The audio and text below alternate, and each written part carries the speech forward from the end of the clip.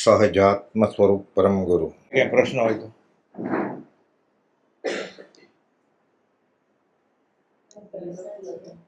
કર્મ આત્માને કઈ રીતે વળગે, અદૃશ્ય કર્મ ફળ કઈ રીતે આપે?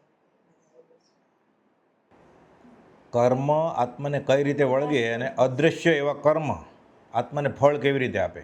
કુપોદોએ સમજાવ્યું છે ને આત્મસિદ્ધિની 82મી ગાથામાં કે ભાવ કર્મની જ કલ્પના માટે ચેતનરૂપ જીવવીરની સ્ફૂર્ણા ગ્રહણ કરે જળ ધૂપ.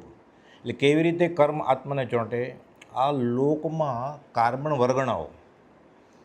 વર્ગણાનો 8મો પ્રકાર છે કાર્બન વર્ગણા. ઠાંસીને ભરેલી છે, જળ વસ્તુ છે, બહુ સૂક્ષ્મ છે, કેવળીય જ્ઞાનમાં જોઈ છે.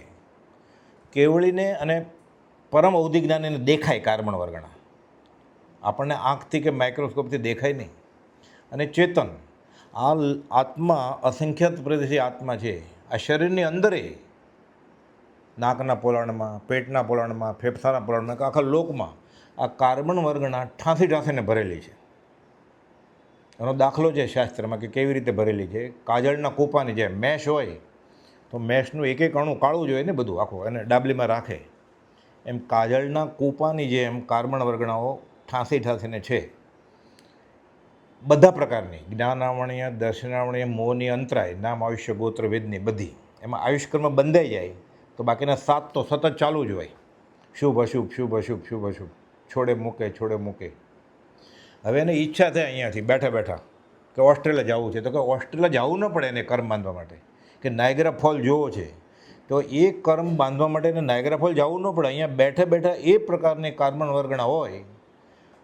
ભાવ કર્મની જ કલ્પના, એને ખાલી કલ્પના થઈ કે ત્યાં મને આનંદ આવે, આ મારા સુખનું કારણ છે, એવો વિચાર આવ્યો. ખાલી વિચાર આવ્યો, આત્માની સત્તાથી વિચાર આવ્યો ને.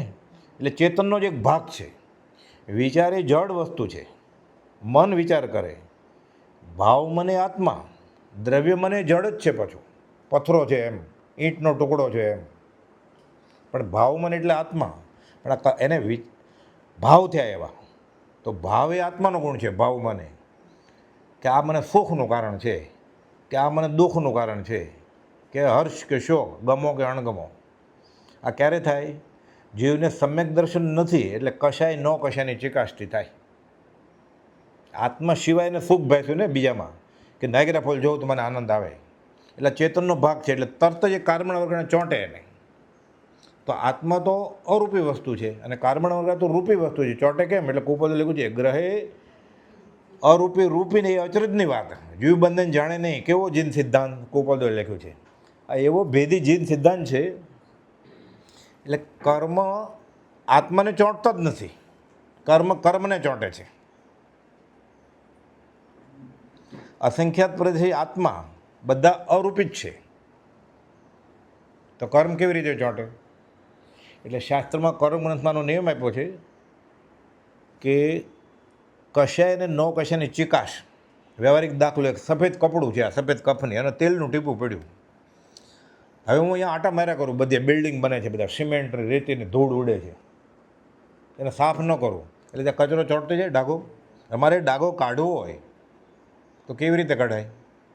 કાં તો કફને ફાટી નાખું તો સાથે બધું થઈ જાય, કાં તો એ ડાઘો કેવી રીતે નીકળે? એને હું દૂર કરું તો તેલનો ડાઘો તો છે, નીકળવાના ક્યાં છે? એટલે મારે એવો ક્યાંક પ્રયોગ કરવો પડે કે હું સાબુ, ડિટર્જન્ટ, ઘસણી બ્રશ લઈ અને ઓલું તેલનું ટીપું કાઢી નાખું. તે કચરો કોને વળગ્યો છે? ધૂળ, ડમરી, તેલના ટીપાને, કફનીને નહીં, તેલના ટીપાને ચોંટ્યો છે. એ તેલનું ટીપું નીકળી ગયું સાબુ અને પાણીના પ્રયોગથી. એને જે કચરો લાગેલો એ બધો નીકળી ગયો, એટલે કફની ચોખ્ખી થઈ ગઈ. એટલે શું કરવાનું? ખાલી ભૂખ્યા રહીને કર્મ ન ખપે. ભૂખ્યા રહીને ખાવાનો ભાવ વયો જાય, સ્વાદનો. ખાવાની મનાઈ નથી, સ્વાદ ખાવાની મનાય છે. પીવાની મનાઈ નથી, સ્વાદ પીવાની મનાય છે. એટલે કશાની ચિકાશ વહી જાય, તેલનું ટીપું નીકળી ગયું તો ખાતા છતાં ખાતા નથી, પીતા છતાં પીતા નથી. સ્વાદનો ત્યાગ એ આહારના ત્યાગ બરાબર જ્ઞાનીએ જાણ્યું છે. આનો ઉપવાસ એટલે ન ખાવું એમ નહીં. ઉપવાસમાં આત્માને નજીક હોય, ઉપ એટલે નજીક, એટલે વાસ એટલે રે, નજીક રે, એટલે કશાય ન હોય ને. કશાય ન કશાય નથી તો ચોંટે કેવી રીતે? તેલનું ટીપું નથી તો. એટલે અદૃશ્ય એવા કર્મો, અદૃશ્ય એવા આત્માને ચોંટે ને, પણ કર્મ તો દ્રશ્ય છે જ્ઞાનીના જ્ઞાનમાં, કેવળીના જ્ઞાનમાં, એ ચોંટે. એટલે વિષય કશાયની ચિકાશ વહી જાય, નો કશાયની ચિકાશ વહી જાય, હર્ષ શોકની ચિકાશ વહી જાય, તો એ કર્મ નીકળી જાય. એટલે ભાવ કર્મની જ કલ્પના માટે ચેતન ધૂપ, જીવ વીરની સ્ફૂર્ણા ગ્રહણ કરે જળ ધૂપ. જળની ધૂપ એટલે કચરો જળનો, એ તરત જ દ્રવ્ય કર્મમાં રૂપાંતર થઈ ગયું, ડાગો લાગ્યો હોય, યથાકાળે ઉદયમાં આવે, પછી ચોંટી ગયા કર્મ. એટલે કર્મ ન બાંધવા માટે મુખ્ય શું? જ્ઞાની સાચા લાગે પછી કશાય ન કશાયની ચિકાશ દૂર કરવી પડે. પછી એનો સ્વાદ આવે જ નહીં ને, આવતો હોય તો એ ભાવતું એ ભોજન લે જ નહીં ને. પછી આંબેલ કરે, પછી એમ બોલે જ નહીં ને મને આંબેલનું ફાવી ગયું છે બહુ, ખાવાનું ન ફાવે એટલે આંબેલ કરવાની હતી, પછી એ બોલે જ નહીં ને હવે મને આંબેલનું બહુ ફાવી ગયું છે. આંબેલનું ફાવી ગયું તેને ઊંધિયું ખાવું જોઈએ તેલમાં નાખેલું. ખાવાનું અનંતકાલથી ફાવી ગયું છે એને. આત્મા તો એક પરમાણુ માત્રની આહાર વર્ગના લેતો જ નથી, એટલે એને અણઆહારક પદ માટે આંબેલ છે, સ્વાદ છોડવા માટે. તો ઘણા એમ કે હવે મને આંબેલ ફાવી ગઈ છે, એટલે શું કરે છે? લાંગણ કરે. પછી એ દ્રવ્ય ક્રિયા થાય, પછી પુણ્ય મળે, છૂટવાનું કારણ ન થાય, નિર્જરાનું કારણ ન થાય. પણ સ્વાદ છોડીને ત્યાં 53 આઈટમ નહીં ને ઘરે 3 આઈટમમાંથી આંબેલ કરે સ્વાદ છોડીને, મહત ફળ છે મોટું, શાસ્ત્રમાં મહત ફળ છે. ને તો શું થાય બ્રહ્મચર્ય, 1 કલાક જવામાં, 1 કલાક ત્યાં ને 1 કલાક આવવામાં. પછી કે ગયા વખતે તો 33 હતી, આ વખતે 53 આઈટમ છે, પતી ગયું ને, એટલે ખાવા જ ગયો તો ને. પણ તોય ના નહીં પડવાની, નહીં તો એ વયું જાય પાછું. તો કે કાંઈ નહીં જાય, બસ અમે મેચ જોશું પાછું. એટલે બહુ ધ્યાન રાખવાનું જ પાછું. નિષેધ તો કરવાનો જ નથી. કોઈ પણ શુદ્ધાશુદ્ધ કરણી કરતો હોય, ગોપાલદેવ પ્રભુજીને કહેલું કરવા દેવાની.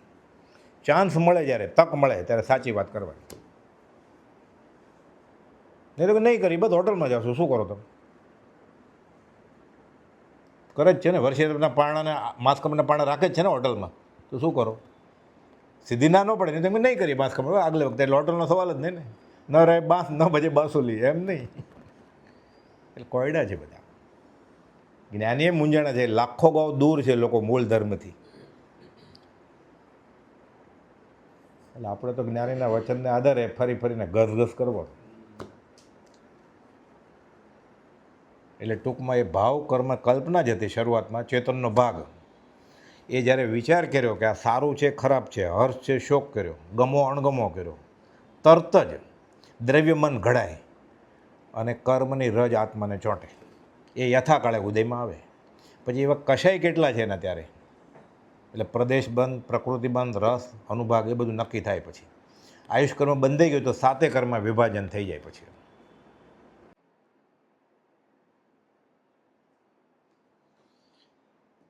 બોલો ક્યું?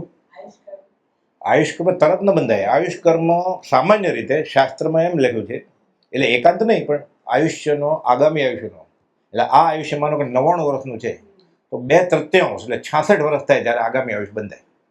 પણ કોઈ 9 વર્ષ જીવવાનો છે તો 6 વર્ષે બંધાય, 3 વર્ષ જીવવાનો છે તો 2 વર્ષે, એટલે 2/3 ભાગ હોય ત્યારે આગામી આયુષ બંધાય એમ કહેવાય. પણ ત્યારે ન બંધાણું તો બાકીનું જે વધ્યું, માનો 99 વર્ષ હોય તો 66 વર્ષે બંધાવવું જોઈએ, ન બંધાણું તો બાકીના 33 નો 2/3 એટલે 11 33, બાકીને 22 જાય એટલે છેલ્લે વધે. એ પ્રમાણે કરતા કરતા કરતા છેલ્લે ખાલી અંતર્મુહૂર્ત વધે, ત્યારે તો બાંધે જ. જો આયુષ્કર્મ ન બંધાય તો જો આ દેહમાંથી નીકળે કેમ બહાર? એટલે આયુષ્કર્મ વગર ગતિ જ કેવી રીતે સંભવે? ન બાંધે તો મોક્ષે જાય. એટલે એ કોઈ કર્મ હોય જ નહીં. એને આયુષ કર્મ રહે એના પહેલાં એના મોહની વયા ગયા હોય ને બધા, જ્ઞાનાવણીય દર્શનાવણીય મોહની અંતરાય વયા જાય. અને આયુષ કર્મ ન બંધાણો હોય તો સિદ્ધ પદે જાય, પણ પહેલાં બીજા જવા જોઈએ ને મોહની. એટલે સામાન્ય રીતે 2/3 આયુષ પૂરું થાય ત્યારે આગલા ભાવનું આયુષ નક્કી થાય. પણ એમાં પાછું અલગ અલગ છે. આ તો મનુષ્યની વાત કરી. પછી નારકીને 6 મહિના બાકી હોય ત્યારે બંધાય ને, અમુક શાસ્ત્રમાં એવો ઉલ્લેખ છે પાછો. પણ ટૂંકમાં બંધાય પછી જ જઈ શકે, ત્યાં સુધી ન જાય. તો ગતિ જ કેવી રીતે સંભવે? એક ગતિમાંથી બીજી ગતિમાં જવાનું કર્મ શરીરમાં લખાય પછી જ જાય ને. પણ અહીંયાનું તો લખીને આવ્યો છે ગયા ભવે, એટલે આ પૂરું થઈ જાય, નવું ન બંધાય તો જાય ક્યાં? કર્મ ન હોય તો મોક્ષે જાય, એટલે બંધાય જ ટૂંકમાં. સહજાત્મ સ્વરૂપ પરમ ગુરુ.